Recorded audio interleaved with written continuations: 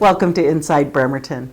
Today we are at the home of Steve and Wendy Priest. We're in Bremerton with their fabulous family, Johnny, James, and Maddie.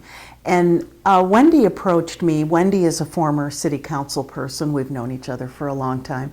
Wendy approached me last December as she was leaving city council and said, I would really like to share our story of adoption and the journey that Steve and I took to get these fabulous boys. And so that, of course, intrigued me. So here we are doing the story. So first of all, I want to thank you for letting us into your home and doing this and sharing this. But before we get started on the adoption story, let's talk about Steve and Wendy. Steve, you were born and raised in Kitsap. Tell us a little bit about that. Yeah, I was born right here at Harrison Hospital. I grew up and spent my whole life in West Bremerton. Went all through Bremerton schools, graduated from Bremerton High School, where I now teach. And, so yeah, I've been here for a long time. And your goal was to get out of this town, which is smart. And isn't that what we all want? We want to, we'll go to Uganda someday. We want to raise our children to be able to go. And if you come back, you come back. And that's exactly what Steve did. Steve went to Gonzaga and then came home to visit at Christmas time and went to visit at Bremerton High School, and boom, boom, boom, he got hired to be at the Renaissance High School. Wendy, what's your story? How did you end? You're not a Kitsap girl. No, grew up in a suburb of Seattle called Berrien, and when the fast ferry started coming over to Bremerton, I was looking to move and wanted to buy a house, and it was very affordable houses over here, and I worked in downtown Seattle, so the commute on the ferry was great. We all know how that ended up, but yeah. Through that process, moving over here, I met Steve, so it was meant to be. It was meant to be. Yeah. And then here we are in this beautiful home. Their home is actually very, very beautiful. How old is this house? 100 years old, and a couple years ago it was placed on the National Historic Register, so. Very nice. Very nice. What excited me walking up to your house this morning was the daffodils, and the tulips are coming up, and you've got things blooming, and there's hope. Yay. Spring is coming. Spring is coming. Spring is It's okay. That's just how they are. So let's talk about the journey to adoption. But first of all, your little blessing, Maddie. Let's just talk about how the family started and then the journey into adoption. Well, Steve and I met a little bit older, so along with my also having type 1 diabetes, early on we talked about adoption as a possibility for having a family. But God blessed us with Maddie, but it was a pretty rough pregnancy, so we knew that was it for biological, so we still talked about adoption. And then for years we just kind of kept talking about it, and she was about 5, and we said we just need to either make a decision to pursue it or quit talking about it. So 3 years ago started researching, and it's kind of interesting. You'd think it would be a fairly easy thing to do, but there was a lot of doors closed along the way. We were too old for a couple countries. One became very particular, and we were disqualified. And in fact, we pursued foster to adopt, but we're told by DSHS that if your goal is adoption, this is not for you. Oh. So maybe in our future, but we just decided, especially with the daughters who get attached to children, that just wasn't an option for us right now. So we were ready to... Did you know you wanted to adopt children from another country? Was that a goal, or was it just children? It was children. Yeah. The process kind of directed us. The process, and I think doors opening and then closing directed us to Uganda. Uganda. So the process of the adoption process, first they wanted you to come to the country and spend some time. Is that correct? Actually come over, visit. Yeah. Uganda, for a long time, was you had to live in the country 3 years before you could adopt. So it was through a friend who was adopting that when Ethiopia essentially shut the doors for a while. And that's where we were headed. Said, have you looked into Uganda? And there's several homes that will work with people independently rather than going through an agency. Maybe that's not Which we like the personal connection, the idea of being very personal. So the first one we found online was Sunrise, and we saw a interview with Domley, who heads up the baby home, and read about her story, and we just felt the connection with her and knew that was what we wanted to pursue. And then they said, or a friend that I met online that had been there said, well, it's kind of unwritten, but they really like to work with people that they know. And at the time we thought, really, we're trying to adopt, and it's very expensive internationally. Do we spend all this money to go? And at the time I was reading a book written by a pastor who went to the Sudan, and someone there had said to him, you know, you think it's a lot of money to come, and it's great that people send money to support us, but you're coming and showing love and encouraging us means so much to us. And it was pretty amazing that while we were there our first trip, Domley said the same thing to us, and we had such an incredible experience there with Maddie, and spent a month volunteering there and getting to know them, and they're just incredible people. Wow, wow. And Uganda has a history of being very war-torn, Yes, extremely Civil War, and Idi Amin. really bad things happening there. And so people were forced to leave that country, or can you expand on that a little bit more? I don't, not the whole history, but because of the Civil War, people were pushed and driven out. There's our friend. Yeah, people were forced out of their communities and villages and forced to relocate. And in having to relocate, lost any potential for their livelihood. Exactly. And in that, as you can imagine, they lost hope and ended up in just in bad situations as far as trying to survive and make a living. So. Right. So on your first trip to Uganda, Uganda,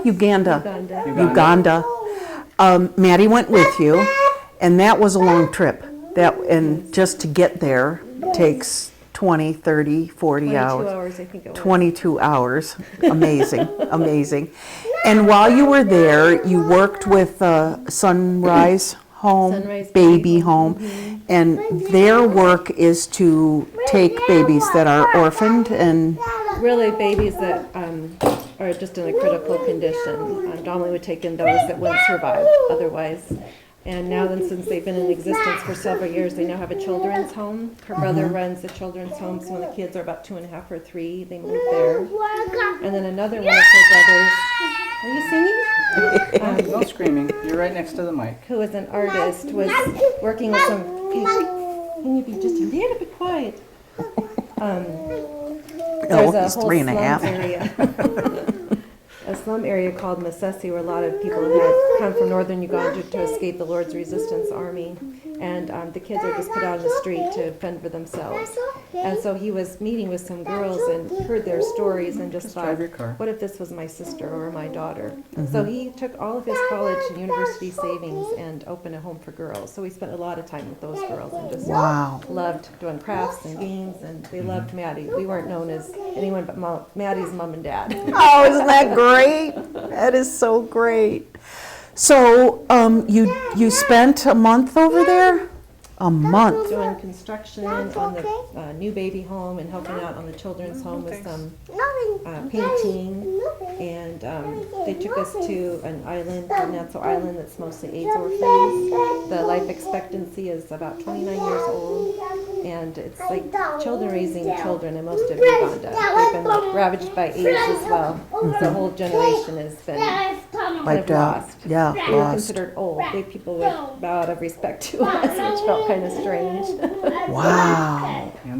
It took me a little while to figure out, but I would, if it was mealtime, I'm like, why am I being served first? Or I would be addressed first, or whatever. And so I started Right. asking, why me? And it's like, well, you're the oldest. You're the elder. You're the elder. Okay. Wow. I'm the elder. I'm pretty young. So in Uganda, I'm the elder. You're the elder. Wow.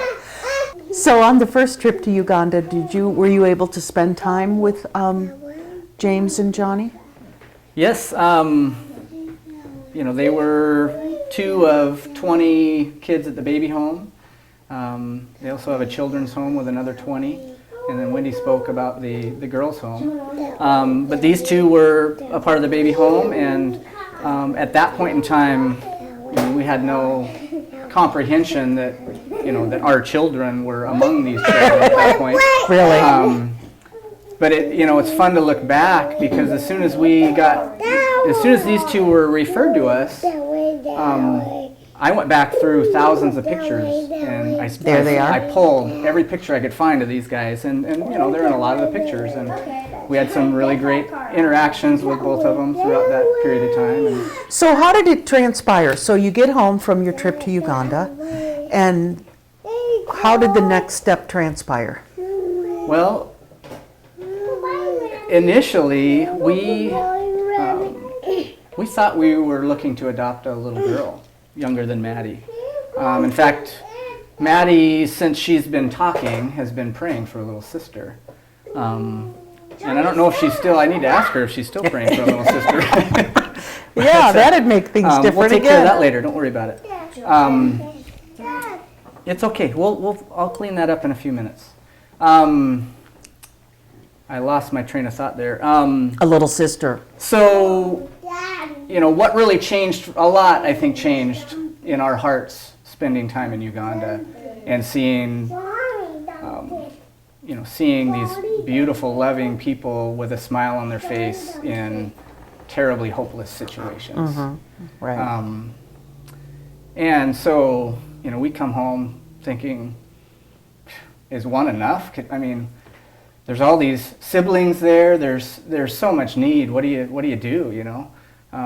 So we came home questioning, why couldn't we take 2 children? Here, these kids are there. These kids that are in their 20s, who are orphans, are running this home and taking care of all these babies. Why couldn't we take care of more than one? So, so we started praying about, could we talked to each other and praying about could we take 2 children? And about that time, we get the question from them, Do you are want? you willing to take 2?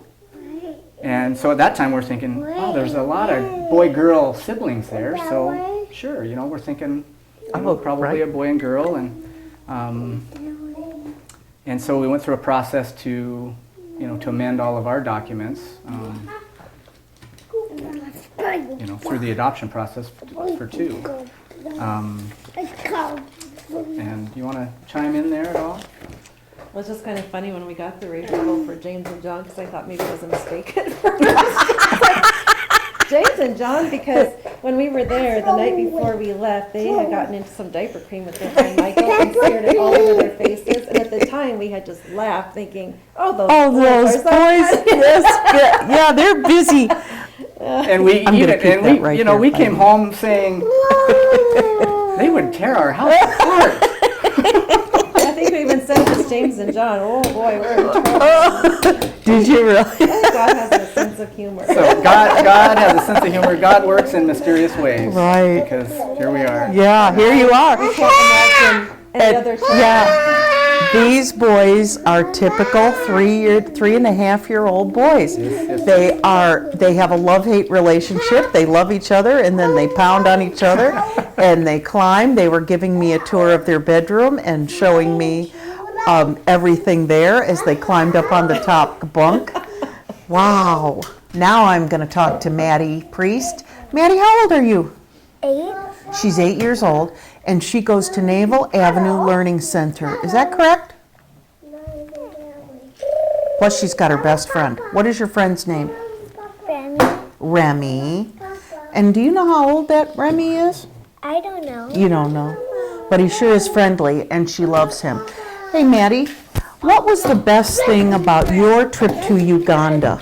What did you remember the most about your trip there? I remembered making little bags with the girls. Mm-hmm. Oh, doing crafts? Yeah. Awesome, awesome. So now you have 2 brothers. What do you think about having 2 brothers? Well, sometimes it's fun and sometimes it's not. I know. Do they ever bother your stuff? Sometimes. Sometimes. But they sure love you, I think. Yeah. I think they look up to you as a big sister, and they probably want to someday be just like you. Maybe. Maybe. But they sure are busy, aren't they? Yes, they are. They're busy around this house all the time. They're always jabbering and running around. Yeah, and using noisy cars. And they like noisy cars. And was it James or John walked in with his helmet on? Wait, James wore a bit, and then James was wearing it, and then I put it on John, and he just took it off. He took it off. Well, the children have gone into the other room to do some building, so we're going to try to finish up our interview here. So James and Johnny are 3.5 years old. They have been in the United States for how long now? Just a little over 4 months. 4 months, and they're normal kids, aren't they? Yeah. Their English is Amazing. getting there. It's really, so what are you doing with them? Do they attend a preschool program? Are you pretty much just hanging out as family? What activities We are just you thought doing? for the first few months just to kind of get settled in and help them learn English. So we do a lot of reading and going to the library. Bremerton School District has a getting ready for preschool program that we're attending, and there's also a ready for kindergarten program in the county that we've been attending, which gives us great materials to Excellent. help me at home know how Sure. to catch them up. Sure. But their development is pretty typical. How's their health? Are they healthy? They're very healthy. Yeah. That's yeah. awesome. Yeah. That's They were a awesome. little underweight in the beginning, but they have gained several pounds in a short time.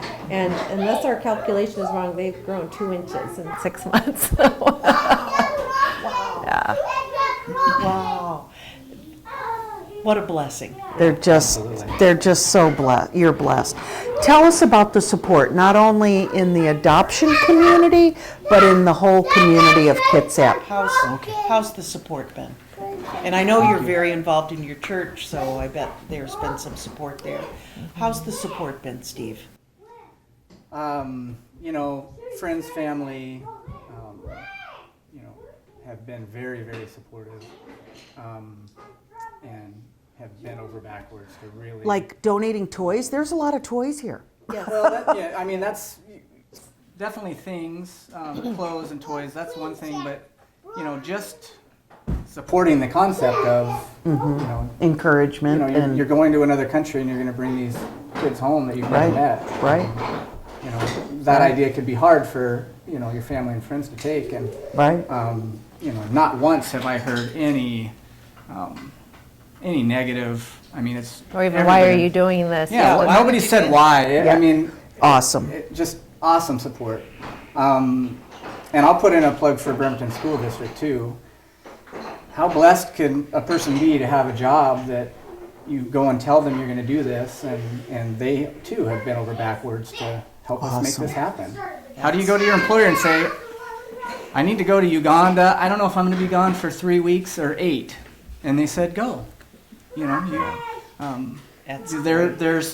There's set up in the plan, in the contracts and everything. It's built in to take care of things like this, and they just said go. We're going to support you. Yeah. So it's been great. Yeah. We had a Just great. fundraiser before we left to help with the expenses because international adoption is quite expensive. And it was just amazing as we had a goal, and it was God working through people that love us because we raised just over our goal, and it was just really encouraging. That's great. That is great. So, how did Maddie do? Because then when you went to get the boys, it was just the two of you. Maddie stayed back, and Steve's mom came to grandparents. stay with her. Nice. Yeah. So she could continue her. But it was a long time to It be was away a from long her. time Yeah. to be away. 6 weeks. That's a long Yeah. time. But you could talk to her on the phone and Yep. Skype or Yep. things like that. But yeah, that's a big sacrifice. Yeah, technology is really amazing that you can be Thank- half the world yeah, away. Yeah, and look at each Yeah, other via yeah. telephone or computer. Yeah. That's amazing. So let's talk about what the plan is now to keep these boys connected to their culture. And to continually support them and knowing that they are from Uganda and that's their home country, and how you came to get them, that's just going to be part of their lives forever. Yeah. So tell us about that. You mentioned that you have to go back to Uganda every 5 years. Yeah, part of the court agreement is that we return every 5 years, which might seem a little daunting, but we have so many friends there now, and Yeah. we can't wait to go back and see them. Some of the girls at the girls' home will be grown up by then, and to see what lovely young ladies they've become. And then with technology, we're on Facebook, posting pictures, so the mama that took care of them at the baby home can see how they're doing, and we go on there quite often looking at photos, because we want them to remember all the love and care that they had in their first few years of life. Exactly. Do they remember when they see the pictures of Oh, their? yeah. They do remember. Oh yeah, they have their little friend. Oh, there's Michael, the one they got into trouble with. I imagine amazed. that was not the first time they got into trouble with Michael. Well, they're really busy kids. Yeah. Very busy kids. Well, the people at the baby home, they told us when they made the referral, we will be praying for energy for you because we know James and John. I've said before they're 100% boy Right. times 2. So Times 2. Yeah. I couldn't imagine.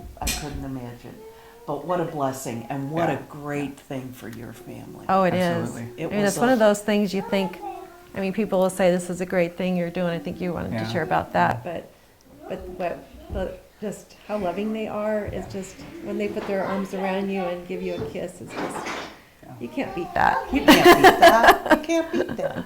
Steve, did you want to share anything about? you know, we've been called more than once. We've been called saints for doing this, and we're far from saints. We're not saints. You know, and people will say those boys are so blessed, and these boys are blessed, but I am very blessed, and I'm far from a saint. We're a couple Christian believers that have done some serious soul searching and Bible studying and praying, and we've stepped out in faith to make some kind of change, and we opened ourselves up to, what are God's possibilities for us? What does He want? And as I said earlier, we were thinking a little girl and we had 2 boys, and it's a blessing. I mean, it's a joy, and sure, it's frustrating, but Right. It's so much fun too. they are so fun. Yeah, It's just sure. it's a blessing to us. So. Just like just parenting. You're parenting, and it's a blessing, and it's going to be hard, and it's going to be easy, and it's going to be joyful, and it's going to be, I'm going to rip my hair out if I don't go in the other room. So Wendy, you better take over, and I'm going to go have a meltdown. Yeah. I mean, that's parenting. That's Yeah. what it is. Yeah. So this journey started again when Maddie was 5. 5 years old. Now Maddie is 8, so it's been a 3-year process. And the boys again have been in the country for 6 months. 4 months. We 4 were there months. for almost 2. So yeah. Wow, 4 months of this 3.5-year journey that they have been here. I really want to thank you for, number one, asking BCAT to, and that you wanted to share. I really appreciate it. So how do people, if people are interested and they see this on BCAT and they go, hey, that might be my path. Is there a website for Sunrise? How do people get information? Sunrise Babies is on the web. It's SONRISE babies.com. And if I could just step back a little bit. Please. Thank you for coming. We want it to be not just about our story, though, but hopefully maybe if someone has asked themselves a question, what can I do? Because it's overwhelming when you see the needs worldwide, especially when you go visit a third world country. It's like, where do you even start? Yeah, I want them all. Like Yeah. Steve said, I want them. I'll Yeah. take them all. But just asking, what can I do? What small step can I take? And for instance, for $30 a month, someone can help support either a baby or child or at the girls' home.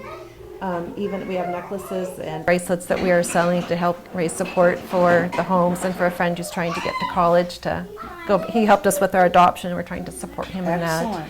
that through prayer, through even locally, through foster system. There's people fostering that need a break now and then. Or, I mean, people volunteer to babysit for us, and it's like, yes, now that we have 3 kids, it becomes even more important to take time together to really make sure that we're taking care of our relationship and communicating. Exactly.